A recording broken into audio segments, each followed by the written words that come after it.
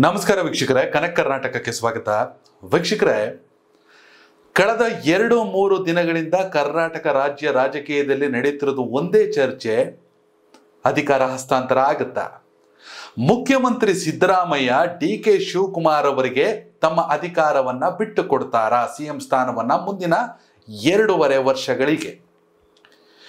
CM Siddaramaiah ಮಾತಾಡ್ತಾ 5 ವರ್ಷನೂ ನಾನೇ ಸಿಎಂ ಅಂತ ಹೇಳಿದ್ರು.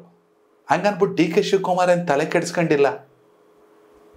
ಅಸಲಿ ಆಟ ಏನಂದ್ರೆ, ಕೇವಲ ಮಾಧ್ಯಮಗಳ ದಿಕ್ಕನ್ನ ತಪ್ಪಿಸೋ ಕೆಲಸವನ್ನ ಉಭಯ ನಾಯಕರು ಹೈಕಮಾಂಡ್ ಜೊತೆಗೂಡಿ ತುಂಬಾ ಅಚ್ಚುಕಟ್ಟಾಗಿ ಮಾಡ್ತಿದ್ದಾರೆ. ಹೌದು, ಮಾತುಕತೆ ಆಗೋಗ್ಬಿಟ್ಟಿದೆ, ನಾನು ಬಿಟ್ಕೊಟ್ಬಿಡ್ತೀನಿ ಅಂತ ಸಿದ್ದರಾಮಯ್ಯ ಯಾಕೆ ಹೇಳ್ತಾರೆ? ತಲೆ ಮೇಲೆ ತಲೆ ಬೀಳ್ಲಿ, ಏನ್ 3-4 ತಿಂಗಳಿಗೆ ನಾನೇ ಮುಖ್ಯಮಂತ್ರಿ ಆಗಿ ಪ್ರಮಾಣ ವಚನ ತಗತೀನಿ ಅಂತ ಡಿ.ಕೆ. ಶಿವಕುಮಾರ್ ಯಾಕೆ ಹೇಳ್ತಾರೆ? ಇದು ಬೇಸಿಕ್ ಸೆನ್ಸ್. ನಿಜಕ್ಕೂ 2023ರ ವಿಧಾನಸಭಾ ಚುನಾವಣೆಯ ಬಳಿಕ ಪ್ರಮಾಣ ವಚನಕ್ಕೂ ಮೊದಲು ಅಧಿಕಾರ ಹಸ್ತಾಂತರದ ಬಗ್ಗೆ ಚರ್ಚೆ ಆಗಿರೋದು ಸತ್ಯ ಸತ್ಯ ಸತ್ಯ. ಎಸ್, ಸಿದ್ದರಾಮಯ್ಯ ಯಾಕೆ ಬಿಟ್ಕೊಡ್ಬೇಕು ಅಥವಾ ಯಾಕೆ ಬಿಟ್ಕೊಡ್ಬಾರ್ದು ಅಂತ ಚರ್ಚೆಗಳು ನಡೀತಾ ಇದೆ. ಜನತಾ ಪಕ್ಷದಿಂದ ಅಂದ್ರೆ JDS ನಿಂದ ಕಾಂಗ್ರೆಸ್ಗೆ ಬಂದಂತ ಸಿದ್ದರಾಮಯ್ಯನವರಿಗೆ ಅವರ ಅರ್ಹತೆಯ ಆಧಾರದ ಮೇಲೆ ಕಾಂಗ್ರೆಸ್ಗೆ ಸಿದ್ದರಾಮಯ್ಯ ಅವರ ಅನಿವಾರ್ಯ, ಸಿದ್ದರಾಮಯ್ಯ ಕಾಂಗ್ರೆಸ್ನ ಅನಿವಾರ್ಯ ಆಗಿರಲಿಲ್ಲ. ಅವರಿಗೆ ಮುಖ್ಯಮಂತ್ರಿ ಸ್ಥಾನ ಕೊಟ್ಟರು 2 ಸಲ. ಈಗ ಕೊರೋನಾದಂತ ಸಂದರ್ಭದಲ್ಲಿ ಕಾಂಗ್ರೆಸ್ ಕರ್ನಾಟಕದಲ್ಲಿ ಕುಸಿದೋಯ್ತು, ಫಿನಿಶ್ ಅನ್ನುವಂಥ ಸಂದರ್ಭದಲ್ಲಿ KPCC ಅಧ್ಯಕ್ಷ ಸ್ಥಾನದ ಚುಕ್ಕಾಣಿಯನ್ನ ಹಿಡಿದು ಪಕ್ಷವನ್ನು ಸಂಘಟಿಸಿದ್ದು ಡಿ.ಕೆ. ಶಿವಕುಮಾರ್ ಅಲ್ಲದೆ ಮತ್ಯಾರೂ ಅಲ್ಲ.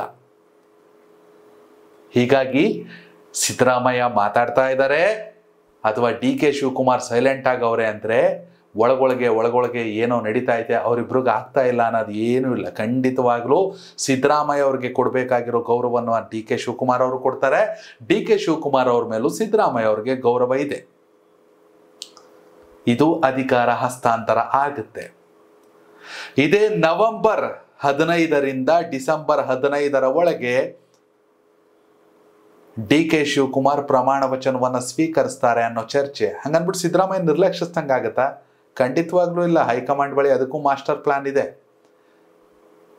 ಮುಂದೆ JDS ಮತ್ತು ಬಿಜೆಪಿ ಒಟ್ಟಾಗಿ ಯುದ್ಧಕ್ಕೆ ಸಜ್ಜಾಗಿದ್ದಾವೆ. ಅದು ಎಷ್ಟು ಮಟ್ಟಿಗೆ ಸಕ್ಸಸ್ ಕಾಣುತ್ತೋ ಗೊತ್ತಿಲ್ಲ. ಹಂಗನ್ಬಿಟ್ಟು ಗ್ಯಾರಂಟಿಗಳ ಆಧಾರದ ಮೇಲೆ ಅಧಿಕಾರವನ್ನ ಹಿಡಿದಿರುವ ಕಾಂಗ್ರೆಸ್ ಸರ್ಕಾರ ನಿಜಕ್ಕೂ ಅಭಿವೃದ್ಧಿಯನ್ನ ಮಾಡ್ತಿದ್ಯಾ? ಜನಸಾಮಾನ್ಯರಂಗಂತೂ ಗೊತ್ತಾಯ್ತಾ ಇಲ್ಲ. ಯಾರು ಮಾಡಿದ್ರೇನು, ಮಳೆ ಬಂದ್ರೆ ನೀರು ತುಂಬ್ಕತ್ತದೆ, ಪ್ರವಾಹ ಬಂದ್ರೆ ಎಲ್ಲ ಮುಳುಗಡೆ ಆಗೋಗುತ್ತೆ, ಗುಡ್ಡ ಕುಸ್ತೋಯ್ತದೆ, ಸಾವು ನೋವು, ಕಾನೂನು ಸುವ್ಯವಸ್ಥೆ, ಲಾ ಆ್ಯಂಡ್ ಆರ್ಡರು ಸಮಸ್ಯೆಗಳೇನು ತಪ್ಪಿಲ್ಲ. ಸರ್ಕಾರ ಫ್ರೀಯಾಗಿ ಬಸ್ ಹತ್ಸಿದ್ರು ಆಟೋ ಓಡಿಸೋರು ಓಡಿಸ್ಲೇಬೇಕು. ಸರ್ಕಾರ ಫ್ರೀಯಾಗಿ ಕರೆಂಟ್ ಕೊಟ್ಟರು ಕಮರ್ಷಿಯಲ್ ಬಿಲ್ ಕಟ್ಟೋರು ಕಟ್ಟಲೇಬೇಕು. ಸರ್ಕಾರ ಮತ್ತೊಂದು ಮಗದೊಂದು ಅಂತ ಕೊಟ್ಟರು ಮದ್ಯಪ್ರಿಯರು ಅದೆಷ್ಟು ದುಡ್ಡು ಖರ್ಚಾದ್ರು ಅವ್ರ ದುಡ್ಡಲ್ಲೇ ಹೋಗಿ ತಗೊಂಡು ಕುಡಿಲೇಬೇಕು. ಹೀಗಾಗಿ ಈ ಗ್ಯಾರಂಟಿಗಳೆಲ್ಲವೂ ಕೇವಲ ಅಧಿಕಾರ ತೆಗೆದುಕೊಳ್ಳುವ ತಂತ್ರ ಅಷ್ಟೇ. ಇವೆಲ್ಲದರ ನಡುವೆ ಡಿ.ಕೆ. ಶಿವಕುಮಾರ್ ಸೈಲೆಂಟ್ ಆಗವ್ರೆ ಅಂದರೆ ಮೌನಂ ಸಮ್ಮತಿ ಲಕ್ಷಣಂ, ಮೌನಂ ಸಿಎಂ ಲಕ್ಷಣಂ. ಡಿ.ಕೆ. ಶಿವಕುಮಾರ್ ಅಧಿಕಾರ ಹಸ್ತಾಂತರ ಆಗುತ್ತೆ. ಎಲ್ಲ ಅನ್ಕೊಂಡಿರೋಂಗೆ ಸಿದ್ದರಾಮಯ್ಯ ಮತ್ತು ಡಿ.ಕೆ. ಶಿವಕುಮಾರ್ ನಡುವೆ ಯಾವುದೇ ಸಮಸ್ಯೆ ಇಲ್ಲ. What next for Siddaramaiah? ಖಂಡಿತವಲ್ಲ ಮತ್ತೊಂದು ವಿಡಿಯೋದಲ್ಲಿ ತಿಳಿಸ್ತೀನಿ. ಡಿ.ಕೆ. ಶಿವಕುಮಾರ್ ಇವತ್ತಷ್ಟು ವಿಡಿಯೋ ನೋಡ್ಬಿಟ್ಟು ಯಾರ ಡಿ.ಕೆ. ಶಿವಕುಮಾರ್ ಬಕೀಟೋ, ಇವನು ಡಿ.ಕೆ. ಶಿವಕುಮಾರ್ ಪರ ಮಾತಾಡ್ತಾರೆ. ಯಾವ ವಿಡಿಯೋ ಮಾಡಿದ್ರು ಯಾರ ಪರ ಮಾತಾಡ್ತಾರೆ. ದಯವಿಟ್ಟು ವಿಡಿಯೋ ಬಗ್ಗೆ ನಿಮ್ಮ ಅಭಿಪ್ರಾಯನ ಕಾಮೆಂಟ್ ಮಾಡಿ. ಧನ್ಯವಾದಗಳು. ಕನೆಕ್ಟ್ ಕರ್ನಾಟಕ, ಇದು ನಿಮ್ಮ ನೆಟ್ವರ್ಕ್.